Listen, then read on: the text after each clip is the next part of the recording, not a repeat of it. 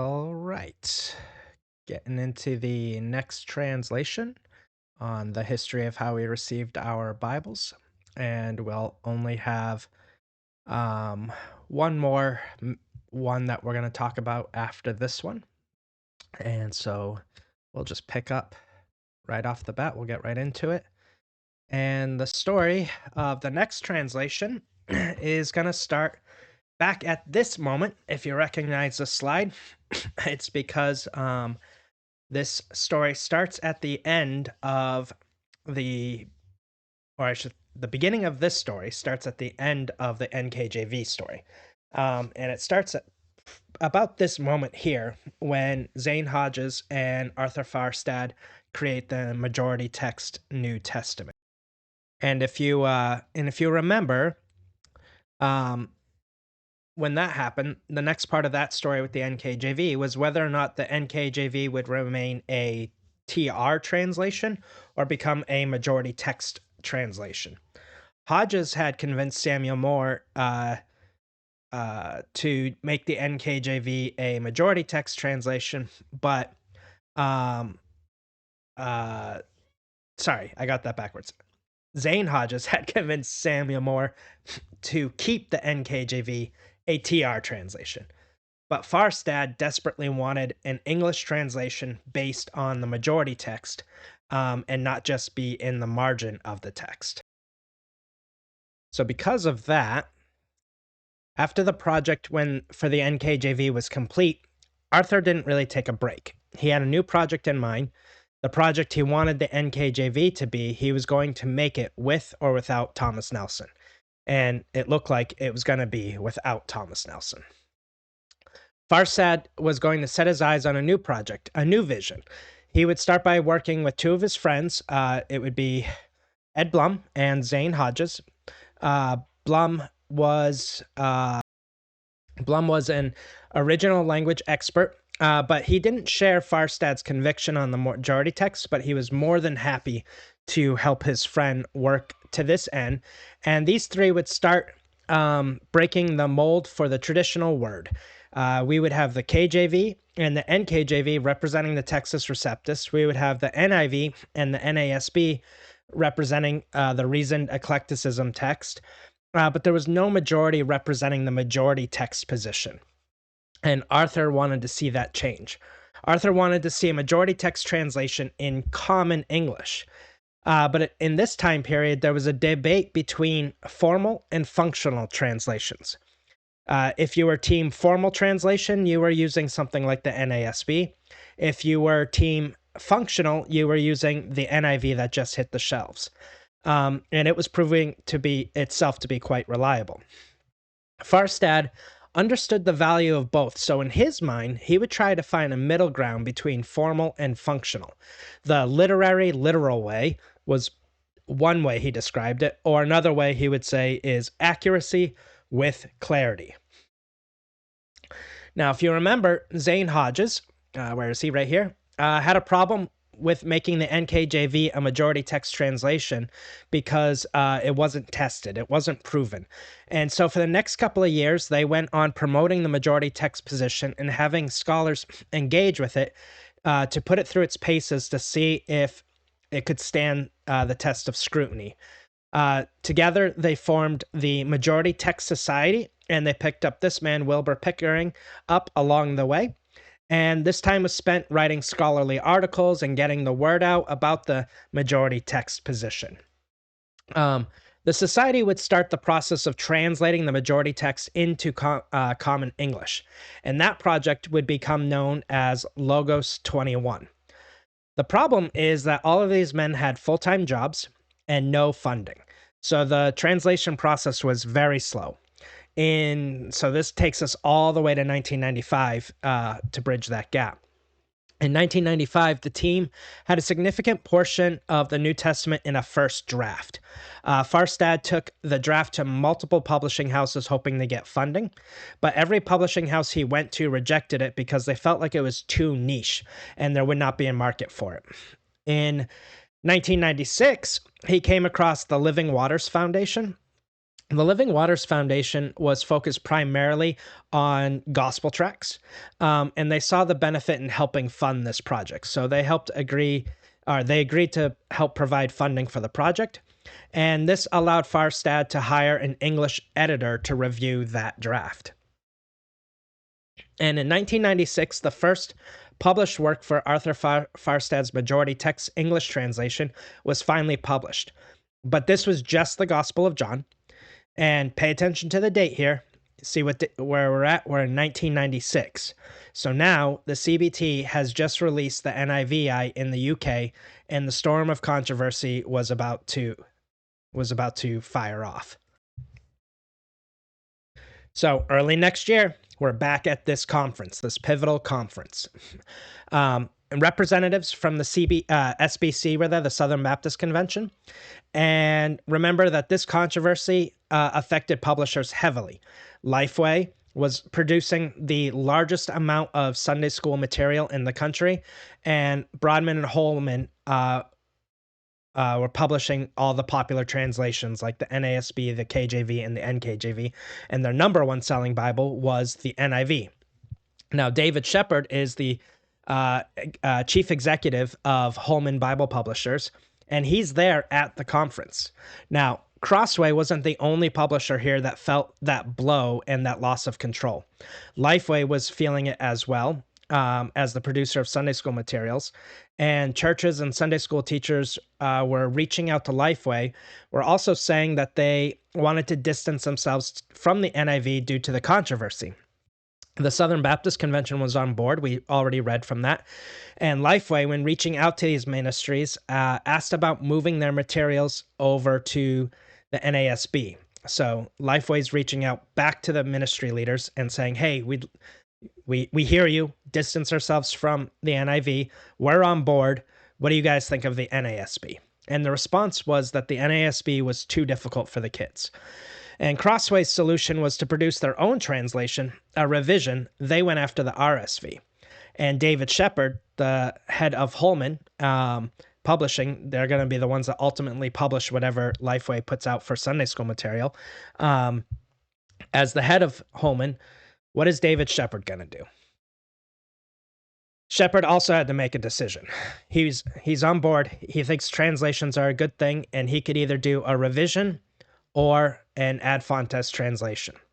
Like Lane T. Dennis, Shepard also felt a bit of urgency in this, and he chose what they probably thought would be the path of least resistance.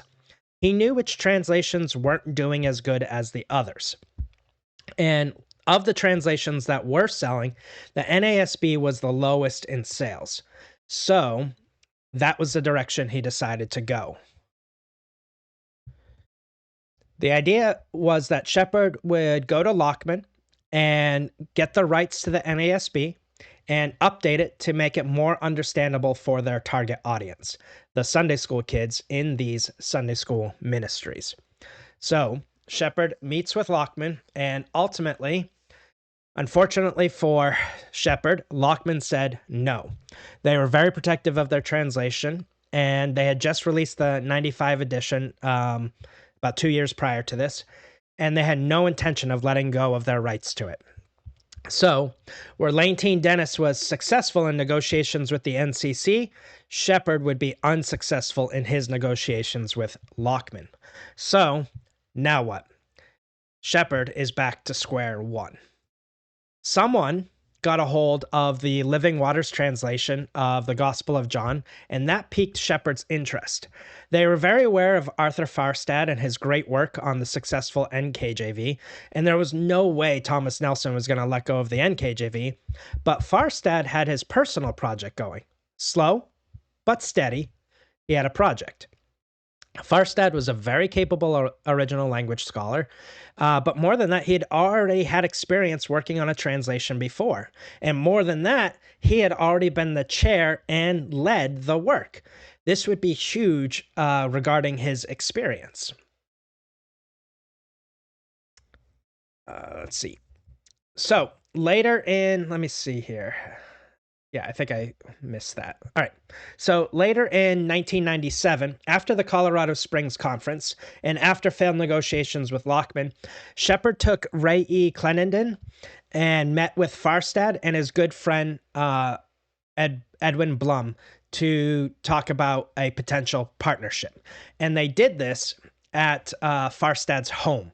So this was a very intimate meeting between these four men at Arthur Farstad's home. And Farstad still wanted to make a majority text translation, but Shepard wanted something based on the reasoned eclectic method. The compromise was reached that Farstad would lead a translation team for Holman on a reasoned eclectic translation, but simultaneously he would be able to continue his work on the Logos 21 project. Essentially, without owning the rights, Holman would be helping to finance Farstad, allowing him to complete his work while producing a translation for them. And this would end up being an ad fontes translation from the ground up, a fresh translation, allowing Farstad to translate his Bible, not his Bible, this Bible, in the literary literal methodology, clarity with accuracy. What no one knew in that meeting was that the Lord was going to call Arthur Farstad home shortly after they had reached this agreement. On September 1st, 1998, Arthur Farstad passed away at the age of 63. With the passing of Farstad, Shepard passed the leadership of the project to Edward Blum, and Ray Clenenden became his associate. Blum went to work hard on this. He recruited over 100 original language scholars who would be a part of the translation team. These 100 scholars represented 17 denominations. Through this project, though this project was being funded by the Southern Baptist Convention, this would be anything but a sectarian translation. Ecumenical was its goal, and Protestant scholars from all around the world were called in. Ed Blum was able to kickstart the project with the rough drafts that Farstad had available from the Logos 21 project. So, in a sense, continuing his legacy in that way. But that only included portions of the New Testament. The only thing that got past the rough draft stage was the Gospel of John. So this was not going to be a quick process, but many hands makes light work. Everything was going to be scrutinized. This ad fontes translation was going to run the SBC, the Southern Baptist Convention, a bill of over $10 million. With the New Testament completed in 2001, just a few months before the ESV released their completed Bible, the HCSB claimed the title of the first Bible translation to be released that was compliant with the Colorado Springs guidelines incorporated into the translation. But this release would be quickly overshadowed by the ESV, as a complete Bible was released just a few months later by Crossway. The HCSB would continue the work through the Old Testament with the same principles that they did with the New Testament, with some Old Testament specific situations like the divine name. First, every translator was to provide a translation of their respective books that was on the very formal spectrum. So they were going to start with very formal. So, attached to their formal translations, they were to add footnotes at varying at various degrees. Level 1 would be text critical footnotes. And level 2 would be where the translators opted for a clear English over a literal translation. So the literal would be provided in the footnote. And also level 2 would be alternate renderings of words where maybe the translator thought it could be translated one way or another. They would put one of them in the footnote. And then level 3, here's where the translators would provide historical and geographical context to help the reader understand the text. And then level 4 would be cross-references. And level 5 would be added last, which would be when they would do Old Testament quotes in the New Testament. That would be distinct from their cross-reference system. So they would have both a cross-reference system and an Old Testament quotes in the New Testament as well. And then here's how it would go down. So once the translators did their formal translation, once they did all of their footnotes, then the books moved from the original translator to the section editor who critiqued and recommended changes. So the section editor is now going to critique and recommend new changes. Then, after those changes were done, an English stylist who was very strong, in this case it was Dr. Calvin Miller, very good English scholar, okay? Natural English scholar. He would review it. Sorry, I'm stumbling over my thoughts here. So the English stylist would review what the section editor had recommended for changes. Those changes would be done. It'd go to the English stylist, and then the English stylist would then move the very formal translation, okay, into natural English. This was his goal. So they would start with the formal translation, the section editor would recommend changes, then the English stylist would recommend changes to move it into natural English. And this is key to me. So they had original language scholars making very formal translations, then relied on the expertise of English language scholars to do the job of reformatting the very formal into common English. And I've seen this so many times where original language scholars being very strong in Greek and Hebrew, so strong that they actually lose touch with common English. They speak Greeklish or Hebrewish. I don't know what the best compound word is for that. And so they couldn't explain the English text without explaining the Greek and Hebrew text, which happens all the time when everything was said right there in the English. So the original translation then, okay, so now we have the original translation, the critique, and the marked up copy that moves it to more natural English would then go to the first committee that was comprised of one or more biblical scholars and another English stylist, okay? This committee would then work through the book again using the latest commentaries and comparing with other translations. And here they would compare with more than a dozen English translations. And on top of that, they would refer to non-English translations like Latin, French, German, and Spanish. And then all of that, they would recommend new changes. And then that would produce the second draft, which then the new changes, that second draft would go to a new set of reviewers, and those reviewers included more biblical scholars, and then a particular scholar at Lifeway who would be overseeing Sunday school materials, and another English stylist. Okay, so this would be the third English stylist for it to have come through at this point. And then these critiques went to a committee that produced the third draft, which was examined at the final committee, which would be headed by Ed Blum, and then Ed Blum also had two other committees working with him to help divide up the tasks, so that it wasn't just him doing it, it was him and two other committees, okay?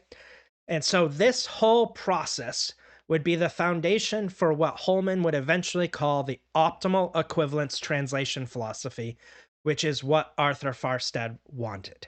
So this is based off of his literary philosophy, but this is the outworkings. This is how they did the optimal equivalence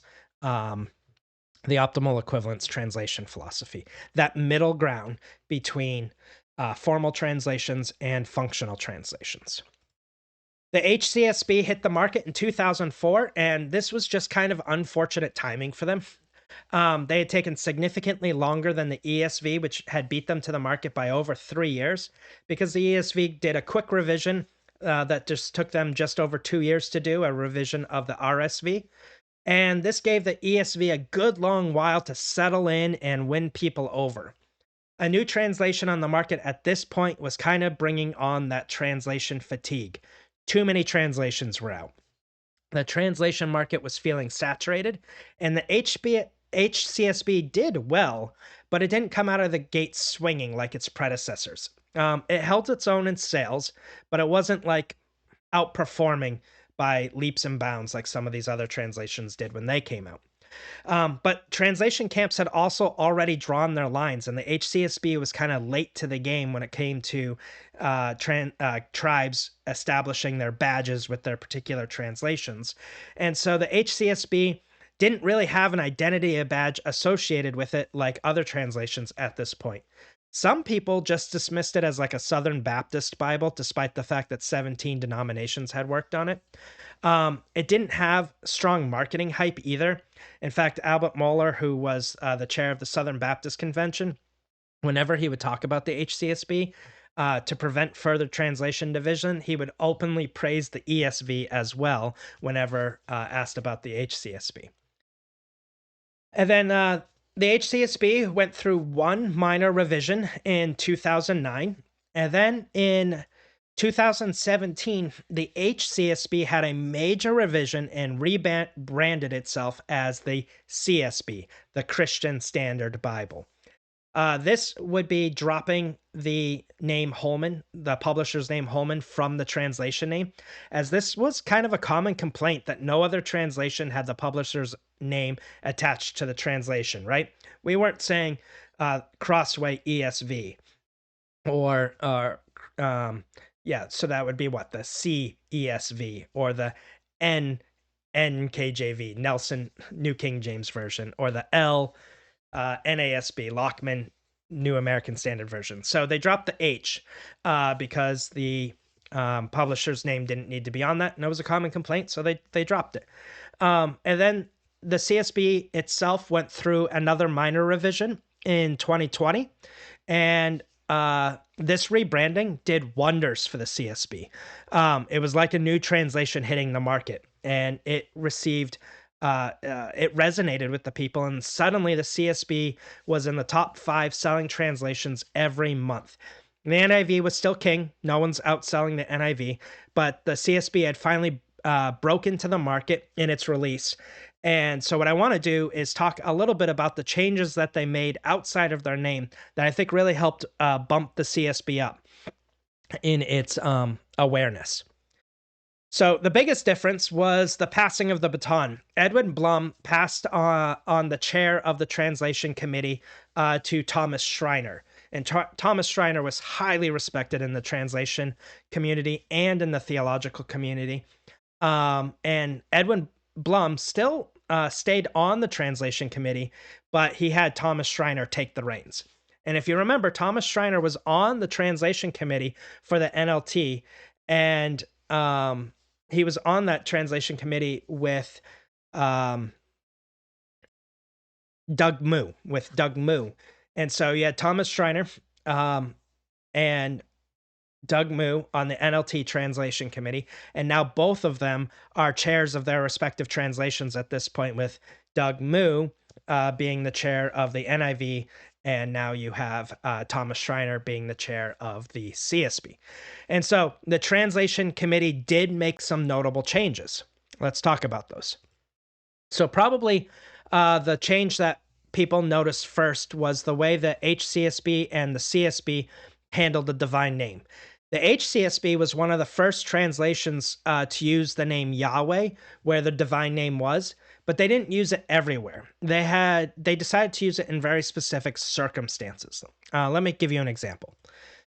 In Isaiah 42:8, in the HCSB, it says, "I am Yahweh, that is my name. I will not give my glory to another or my praise to idols." In the CSB, they switched it back to, "I am the Lord, that is my name. I will not give my glory to another or my praise to idols." And so here you could see that the HCSB used the divine name here, Yahweh, and while the CSB updated it to say that "I am the Lord" in all caps. And what the HCSB essentially said was that whenever God would invoke his identity, like saying, "I am Yahweh, that is my name," in this example, he is evoking his name and his identity, and therefore they would use the name Yahweh. For whatever reason, a lot of people didn't like this, or they didn't know why they were doing it, probably because they didn't read the preface and why it was only being used sometimes. So there was a common complaint that they didn't like Yahweh in there. So that was a change the CSB made. A change to the CSB when it was updated would be that they would go with the Lord all caps. For me, this is probably one of the few updates to the CSB that made from the HCSB that I wish they hadn't have done. I really loved this feature in the HCSB, that they would use Yahweh when he would invoke his name, especially. My personal preference, I would love to see a translation come out that uses both. Like that would say something like, I am the Lord Yahweh, that is my name, something like that. I would love that. It probably won't happen. That's just my own personal preference. But this was fairly unique to the HCSB at the time, especially among popular Bibles. And so then they just reverted back to the way the traditional way most translation handle this, which I'm fine with. I'm fine with both. I like that Yahweh was used. I like that Lord is used. I see the reasons for both. I like both, and that's why I want both. All right. Moving on. So here's a change I'm glad they went with. They stopped capitalizing the deity pronouns. The HCSB used to capitalize deity pronouns, but the CSB stopped that practice. Now, I have talked about this before in lesson 79 with the NASB 77 and 95, and that's where we first talked about this. So I'm not going to rehash what I said in that lesson, but I am going to add to it. If you saw the NKJV video, I told you I was going to deal with their use of the capitalizing deity pronouns later. This is that later. We're going to tackle the translations that capitalize deity pronouns now. So here we'll be dealing with the HCSB since the CSB doesn't capitalize pronouns, and I'm going to just try to address some of the issues with the capitalization of deity pronouns. So here's a change.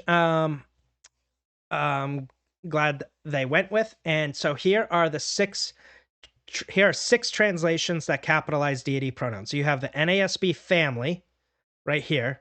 Okay. So you have the 95, the 20, and the LSB. Then you have the NKJV, you have the HCSB, and you have the Berean Standard Bible. It used to be called the Berean Study Bible, but that brought confusion. So it's the Berean Standard Bible now. Not a translation we're going to talk about. I will mention it later, but we're not going to spend a lot of time on this one. But they also capitalize deity pronouns. Now, let's look at an example here. So here is Psalm 22, 1 through 2. And in Psalm 22, 1 through 2, we know this one very well. My God, why have you forsaken me? Far from my deliverance are the words of my groaning. Oh my God, I cry by day, but you do not answer, and by night, but I have no rest. So that was from the NASB 95. And so what you see here is we know that this psalm is one that Christ quotes from the cross to call attention to his hearers that this psalm is about him. It's prophetic. But we also know in context that this psalm is about David. David is saying, my God, why have you forsaken me? So he's saying this about himself. So this is a situation that I kind of dealt with the gender pronouns. If you remember that sometimes when they use them instead of him, it can hinder the double interpretation where it can be about people generically or about Christ specifically. And when people don't think of them as singular in the uppermost sense of their mind, and they think it's only about people, I said that can kind of hinder it. The same thing is happening here with deity pronouns, right? So here, by using capitalized deity pronouns, like the NKJV does, you eliminate David from saying these words. Or if you lowercase it, you eliminate the possibility that God and Jesus are conversing like he does on the cross. So furthermore, this doesn't help with pronouns that are always capitalized, like I or the first pronoun in a sentence, right? It's hard to tell whether or not it's a prophet speaking or David speaking or God speaking.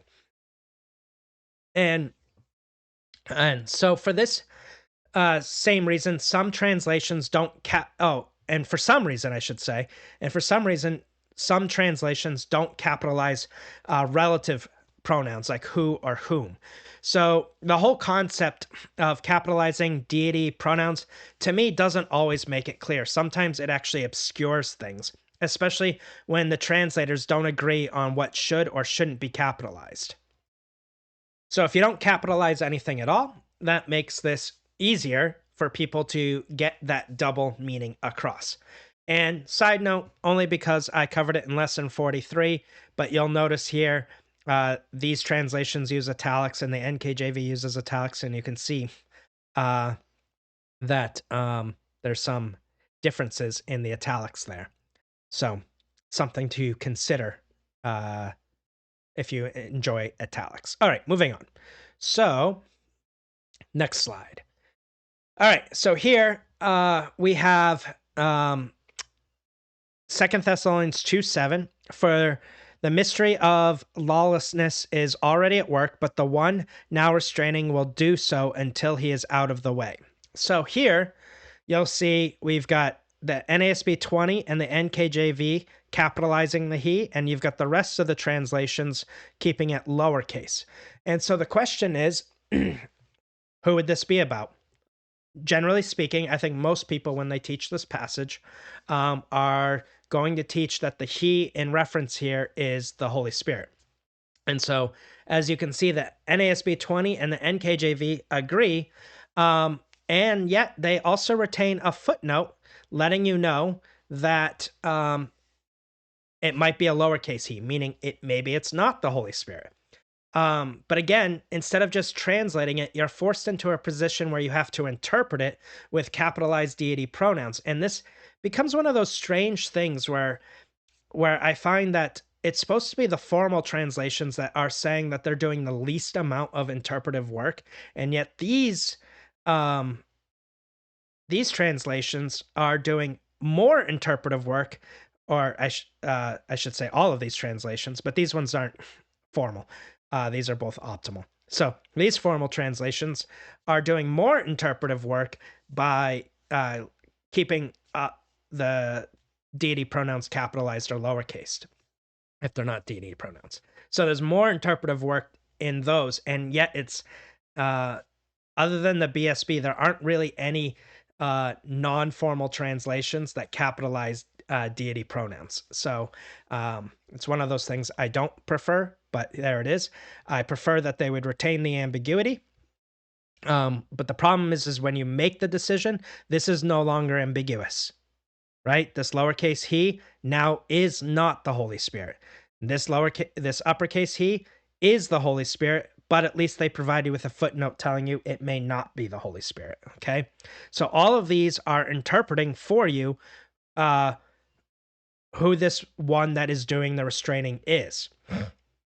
I do tend to think it's the Holy Spirit, but clearly some people are suggesting maybe it's not. And so they don't capitalize the deity pronouns. And that makes this situation more difficult. All right, last one. And again, this is why I don't think you should capitalize deity pronouns. All right, last one. So here we have Naomi said to her daughter-in-law, "May he be blessed of the Lord, who has not withdrawn his kindness from the living and from the dead." Again, Naomi said to her, "The man is our relative. He is one of our redeemers."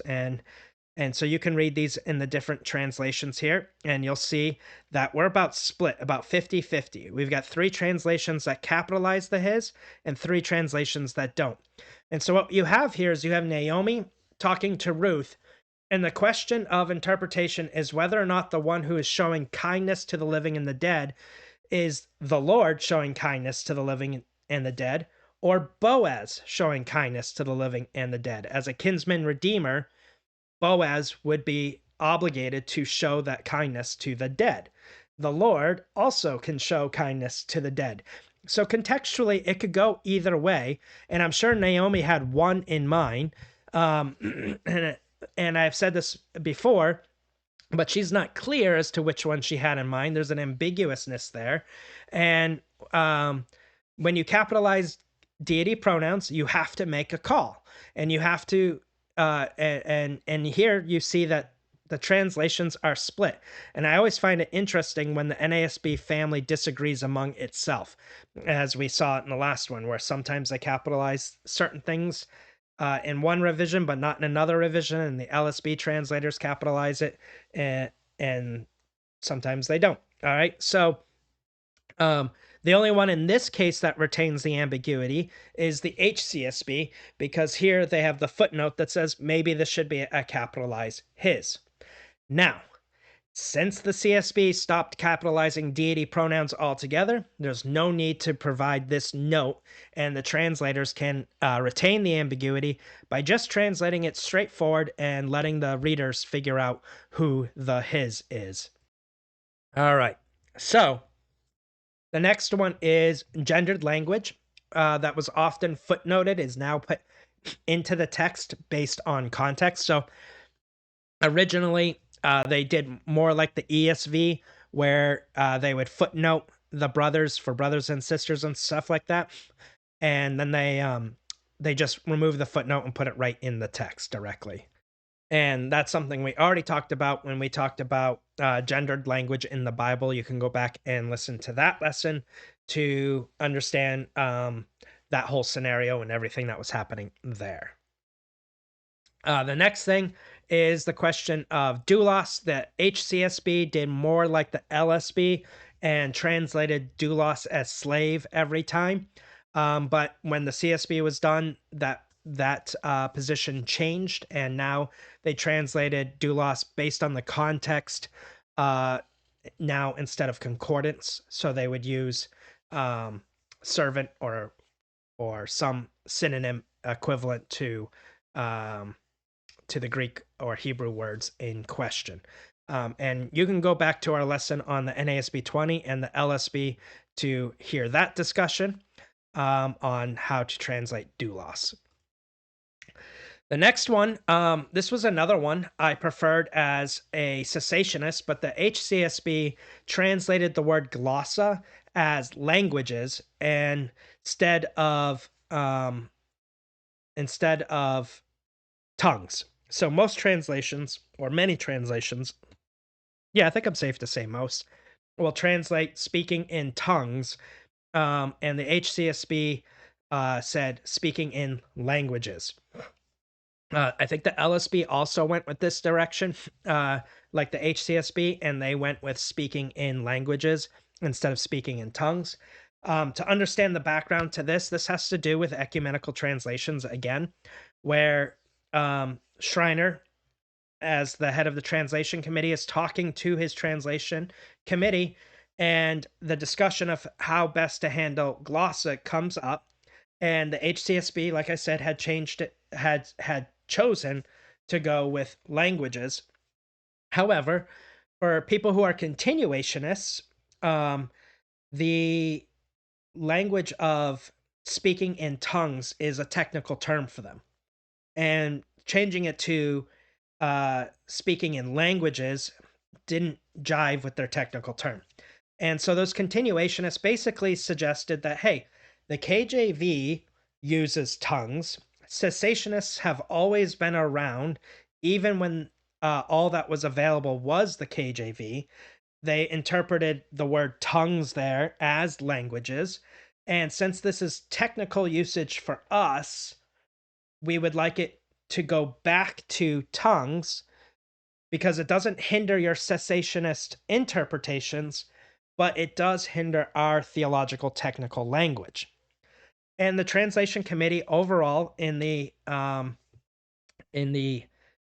humility of wanting a translation that could be used by a number of people, and they humbled themselves for the sake of unity, and the translation committee switched it back to tongues for them because it doesn't affect the cessationist viewpoint. Okay, and I can appreciate that. I am a cessationist, and I don't believe in speaking in tongues necessarily, but I like the idea of seeking unity. I said this before, we're still divided by doctrine. I don't think I have attempted to worship in a church before in which they spoke in tongues, and I just could not get behind it. I didn't feel the spirit in that, and maybe that's just me, but that's where I was at. That being said, I I would rather have my translation seek and my translator seek unity than cause division, and I think that was good of them. I As a cessationist, I applaud them for making that decision, though I did prefer the use of languages. Okay, moving on. The last big change I nerd out on, and you probably won't, but if you do, that's great. But you probably didn't even notice this. This one is going to have to do with the change between the CSB at 2017 and the CSB at 2020. All right, the change in the CSB 2020 from the 17 um, was a less than 1% change to the text, and most of the changes, many of them were punctuation related. There were some other minor issues that they wanted to clear up, and there was a couple of other things that they wanted to switch. But basically, what it comes down to was they also switched the style guide they were using. Okay, so for the HCSB all the way to the 2017 CSB, every translation, or I, yeah, every revision. So the HCSB at its inception, all the revisions to the 2017 used Brian Garner's Modern English usage or his previous edition, um, English. I forget what it was called, but there was a previous edition that had a slightly different title. But they used this style guide from Brian Garner. Now, every translation uses a style guide, but nearly all of them are proprietary to their publisher. And you can't get your hands on them, or at least you can't get your hands on them easily. Now, a style guide is basically your dictionary for grammar. It's when and how to use certain punctuation, when and how to use genitives, when and how to write out numbers with letters or with numbers, when and how to use block quotes or quotation marks. There's so much in these, and they're incredibly useful, not just for style, but also for interpretation, especially when it comes to the issue of punctuation. Um, the HCSB decided to use Brian Garner's style guide, which I just thought was an excellent choice since I'm a fan of Brian Garner because he's the leading authority on English usage in America. And so I really appreciated this decision, both because it was accessible to me and it's accessible to Americans at large, but also because this is based on American English. And this was important to me because up to this point, every translation, with the exception of the NASB, has attempted to be an international English. The NASB, however, uh, even though it is American English, it does not use a publicly accessible style guide. And its style guide, whatever style guide it's using, does not conform to Brian Garner's or the one we're going to talk about in a second. The CSB is going to be the first translation that uses a publicly accessible American style guide. I should also say that I think that NLT is based on an American style guide as well, but I couldn't confirm this, and they don't say which style guide they use. So I assume theirs is probably proprietary as well. But in every single case where I saw differences in punctuation and interpretation because of that punctuation, and I checked the CSB, I saw that it followed an American style guide where I checked all the other translations and they were using a something else, not an American style guide. Um, the NLT, I think in every case that I've checked, also followed the CSB. So they were using something very similar to what the CSB is using. Now, what changed for the CSB 2020? In 2020, the CSB changed from Brian Garner's Manual of Style to the Chicago Manual of Style. And since they did it in 2020, they went after the 17th edition. But the style guide that is available today is the from the Chicago Manual of Style is the 18th edition. And the Chicago Manual of Style is the most widely accepted style guide for publishers. So I understand why they made the switch. I was disappointed because I really like Brian Garner. And so for publishers, they generally use the Chicago Manual of Style. So I get why they made the switch. Whereas, like, say, if you're a journalist, you probably use the AP or the Associated Press style guide. That's what journalists primarily use. But publishers will generally use the Chicago Manual style. And there are differences. So, like I said, I was slightly disappointed that they shifted from Garner to this Chicago Manual of Style, but I understood why.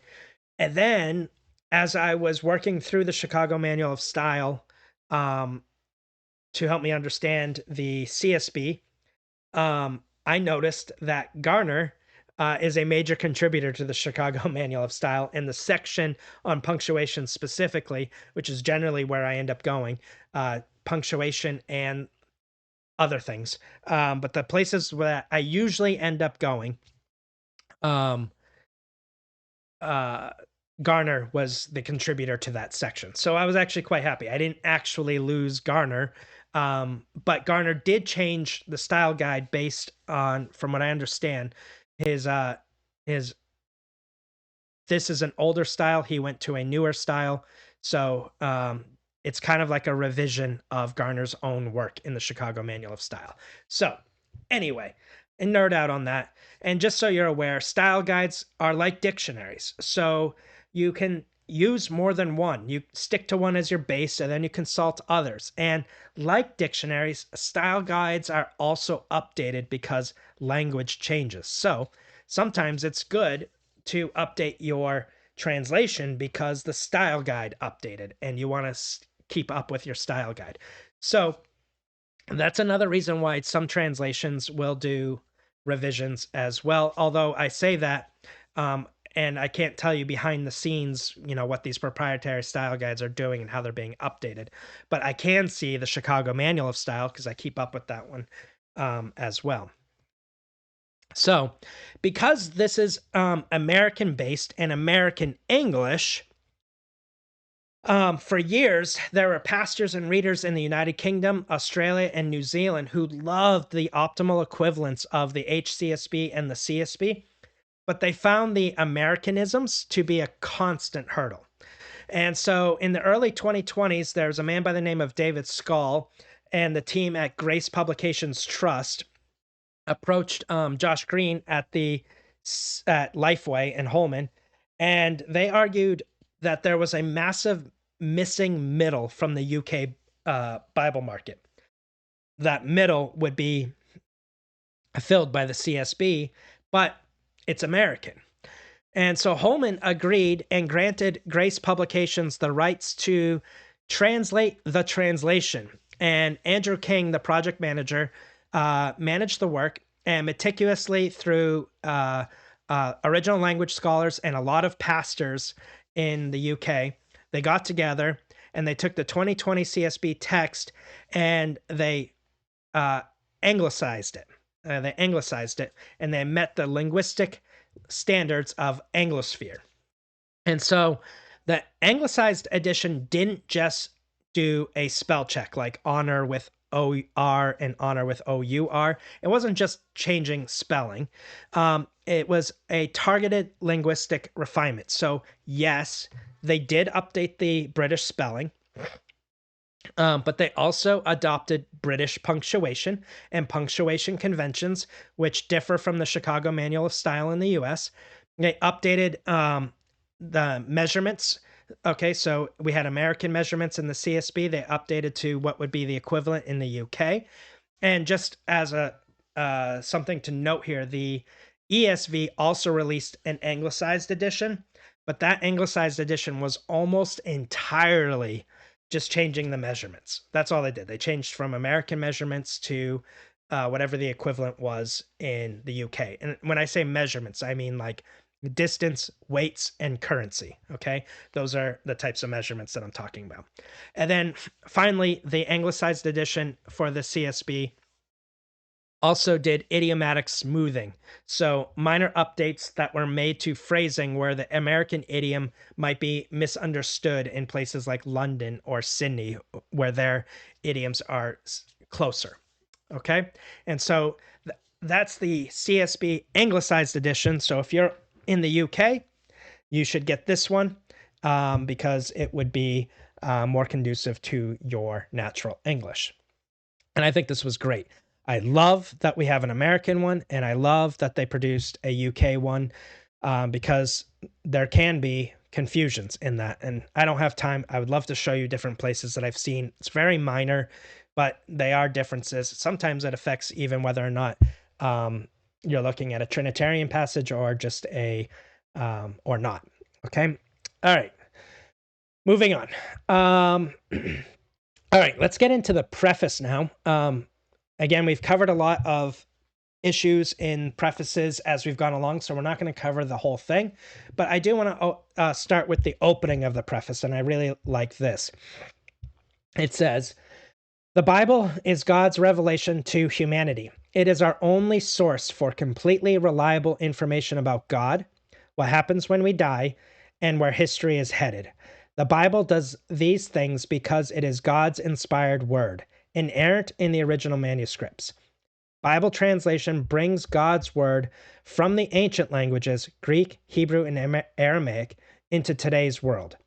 In dependence on God's Spirit to accomplish this task, the CSB Translation Oversight Committee and Holman Bible Publishers present the Christian Standard Bible." I love that opening. That's a great opening. Gets us started into this. And then right after this opening, the next section covers the textual basis and lets you know that they are using the latest advancements in textual criticism as well. Interestingly enough, that the ESV at the 25, they didn't change their underlying texts from older text critical situations to newer ones. They just did their minor update, and they didn't do anything with textual criticism at all. I shouldn't say at all, but minimally. All right. I do think the NASB 20 did. They went to the latest ones. Obviously, the NKJV is outdated at this point regarding that stuff. Trying to think of who else. Let's see. That NIV is at 2011, so it's at least one revision behind. It might be two. And the NLT, I think, was 2014. I'm going off the top of my head here. And so I think that one also is at least one revision behind. It would basically be anything that was released in 2020, I think was the last update to our Nestle-Aland text. So anything released after 2020 would have the ability to have used the latest text criticism. And so I'm nearly certain that would be the CSB, the NASB 20, and I thought there was a third translation. The ESV could have, but they didn't. So that might be what I'm thinking of. All right, moving on. So the next section, like I said, just covers the textual basis, and they're using the latest ones. I got off on a sidetrack there. Let's move on past that. So here it says the goals of translation: provide English-speaking people worldwide with an accurate translation in contemporary English. Provide an accurate translation for personal study, sermon preparation, private devotions, and memorization. Provide a text that is clear and understandable, suitable for public reading, and shareable so that all may access its life-giving message. And lastly, affirm the authority of Scripture and champion its absolute truth against skeptical viewpoints. Man, I love all of that. I love everything in that they had to say, but especially that last line. I like that it's made for public reading. I like that it's designed to affirm the authority of Scripture and champion its absolute truth. That's good stuff. Not that other translations aren't, but I like that this is the goal of the translation. Okay. All right, so translation philosophy of the CSB. Most discussions of Bible translation speak of two opposite approaches: formal equivalence and dynamic equivalence, which we got into when we talked about the ESV. They just did the two. This terminology is meaningful, but Bible translations cannot be neatly sorted into these two categories. And there is room for another category of translation philosophy that capitalizes on the strengths of the other two. So after this, they're going to get into the differences between formal and functional translations, their strengths and weaknesses, and then they get into optimal equivalence philosophy. And I think it would be good for you to read what they have to say about the formal and the functional translations. But for the sake of time, and since we've covered those two translation philosophies at a lot, I think this is a good place to cover the third one that they want to talk about, which is the optimal translation philosophy, which we've talked about, but not as much as formal and functional. So let's talk about that. Optimal equivalence, number 3, because 1 and 2 were formal and dynamic. All right. In practice, translations are seldom, if ever, purely formal or dynamic, but favor one theory of Bible translation or the other to varying degrees. Optimal equivalence, as a translation philosophy, recognizes that form cannot always be neatly separated from meaning and should not be changed unless comprehension demands it. The primary goal of translation is to convey the sense of the original with as much clarity as the original text and translation language permit.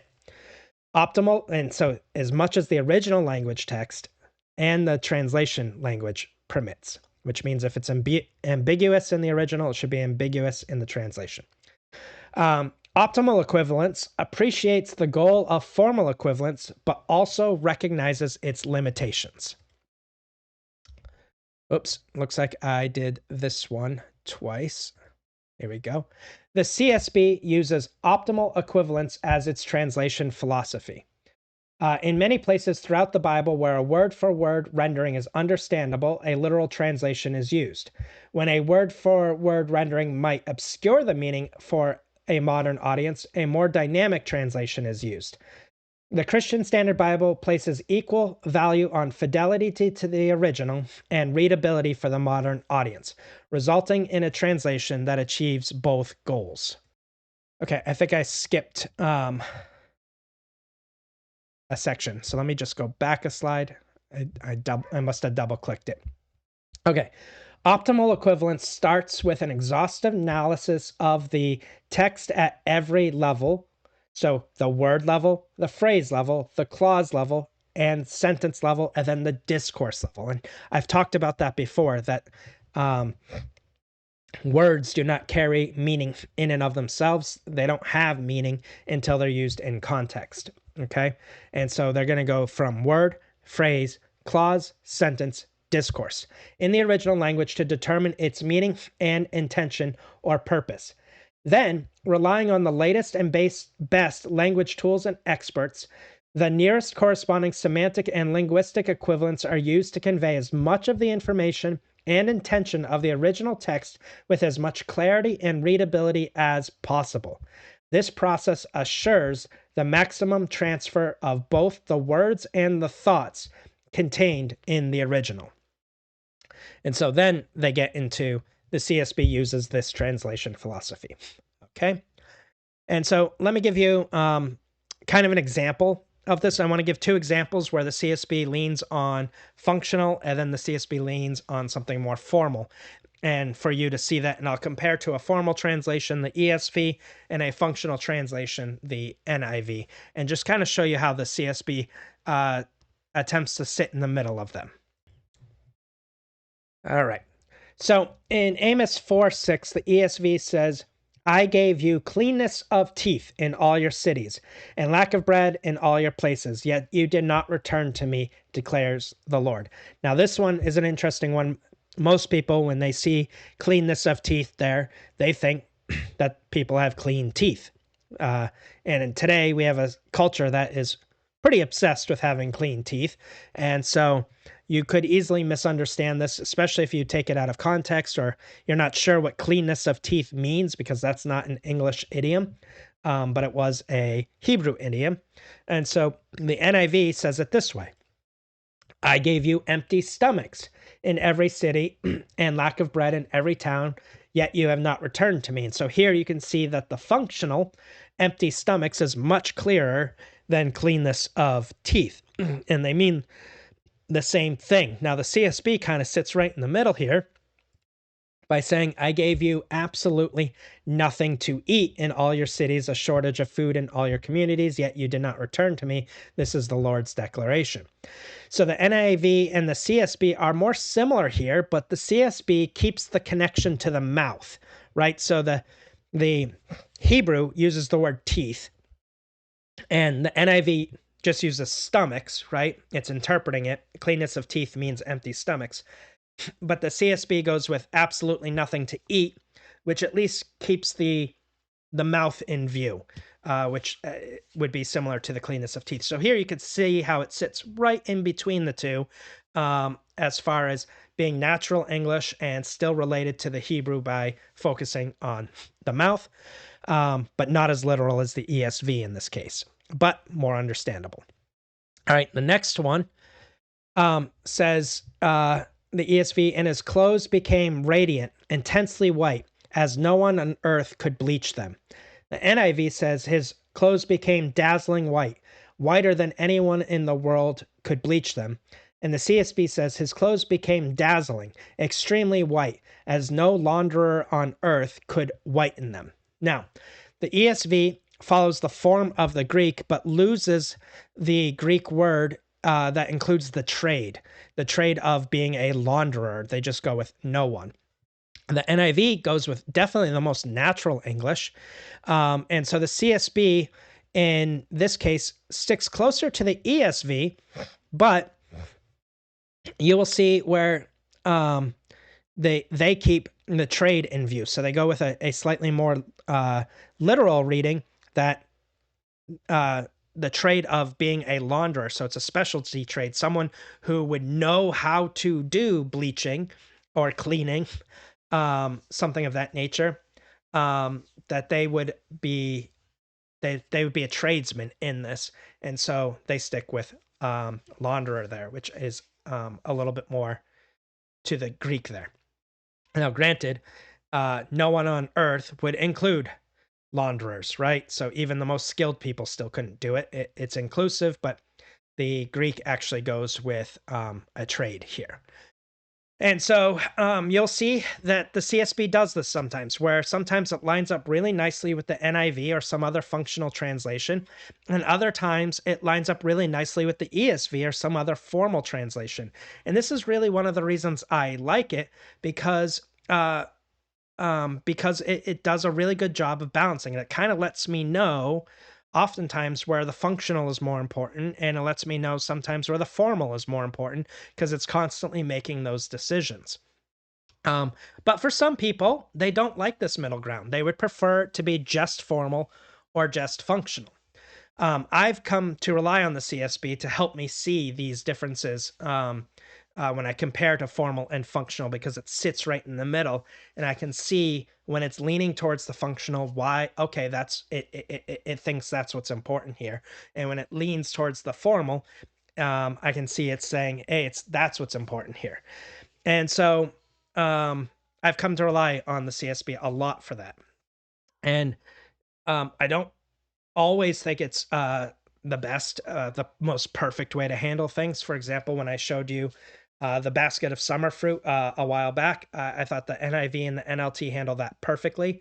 But the CSB does provide a footnote there that clues me in. But nothing is perfect, right? All translations have drawbacks. So people will complain that the NIV is too loose. And by the same token, they'll say the NASB family is too wooden. And the ESV has too much Yoda speak. And so the CSB tends to get a particular complaint that I hear most frequently, and that complaint is that it's not the most beautiful. And what I'd like to show you is how Thomas Schreiner, a good, humble translator and the chair of the CSB, how he handles being critiqued on something that they have poured their blood, sweat, and tears into. This is hard work, and then we get to criticize it And we get to do that to all these translations, and all these translators have to hear our criticisms. And so here's how a good, humble man, a translator, handles this criticism of, it's just not that beautiful. All right, let me do this. Of biblical language. Let me pause for a second. All right, let me try that again. Here we go. Of biblical language. Of course, coming from the KJV, I mean, most people don't know what's happening, but it sounds beautiful. And so reading, I would say, some of the Psalms and, Song of Songs, one of the complaints is that it doesn't sound as poetic as we wish it could be. How would you address that, or how did the committee address that when they were coming to a conclusion about certain translations? Well, the first thing I'd say is there's always room for improvement. We don't want to claim that we've arrived. Of course, it's always hard to render the poetry of another language into our language. So, and I think there is probably in the traditional translations, King James, RSV, even ESV, there is a way that there's the more antiquated language in some ways fits poetry in some ways.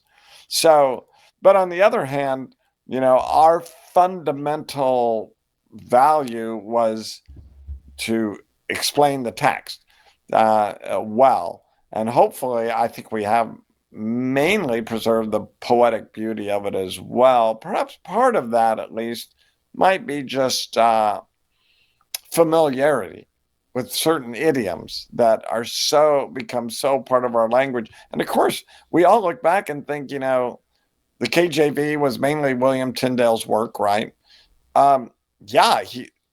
He was super gifted, and he had a beautiful way of putting things, and that's been preserved in our English translations. And so, as I said at the beginning, we want to keep working at that as well. Absolutely. As we start coming to a close, there's a few more questions I want to ask you, specifically in a practical sense. Let's just say there's a pastor in a church that they might be using the NIV translation as their primary Bible translation, or someone like myself that's been in the ESV space for such a long period of time. Why would you advocate for the CSB as a church maybe considering switching as their primary form of Bible translation? Yeah, well, the first thing I'd say is, look, the ESV and NIV are good. You don't have to switch. I do not say to people, you have to switch your Bible. That's not my argument. That's not the argument of the committee. We were committed from the beginning to saying the other translations are good translations. But then I would just say what I said before. I think the CSB, it's more accessible to the ordinary person than the ESV. It's less paraphrastic. I should use the word interpretive because I don't think the NIV should be called a paraphrase, but it's less interpretive than the NIV. So I like that middle position. I think that's a good place for a church to land. So I would, if you're making a decision, I would definitely recommend the CSB, but I'm not going to criticize any church for using the ESV or the NIV. Absolutely. You can't go wrong with either or. That's the blessed place we are as English speakers, having the variety of translations. But I really do think the CSB does such a good job at bridging the gap. Okay, he was going to say bridging the gap between that formal and functional. And so I think that was a really good way for Schreiner to answer that question about, it's just not as beautiful as we'd like it to be. And what was his response? His response was, man, we can improve. We've got place for improvement. We'll work on it. And I think that's the best answer translators can say is, we weren't sloppy. We didn't overlook it. We did the best we could. And and we'll keep working on it. We'll keep doing better. I like everything he had to say in that section, and I think that was the a good humble response. All right, now um, the rest of the CSB preface has to do with gender language, which we've already covered. We've already covered its history, which we're wrapping up now, and other features you can find in the CSB and a fairly lengthy portion on its footnotes.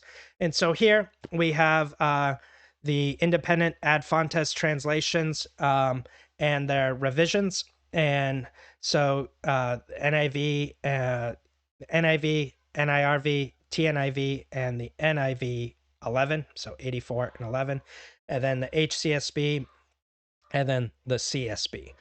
And so that's that. And now, ending this, picking a primary translation, the CSB Christian Standard Bible is a green flag translation. And it is made up of a translation committee that can affirm the Apostles' Creed and the Nicene Creed. Language source scholars do engage with this translation in their commentaries. Local churches have largely adopted this translation for public corporate worship. Non-canonical material is clearly identified. Is the translation being maintained? Yes. And just as an FYI, the Translation Oversight Committee meets periodically to review the incoming suggestions from users. And then when they collect enough of them, then they'll think about doing another revision in time. I'm hoping maybe like a 10-year gap or something like that would be good, 10 or 15 year. And then number 6 is the translation within the centrist spectrum for translation philosophy. It is. And does the translation have a track record? It does. And just as a going back to that, is the translation being maintained?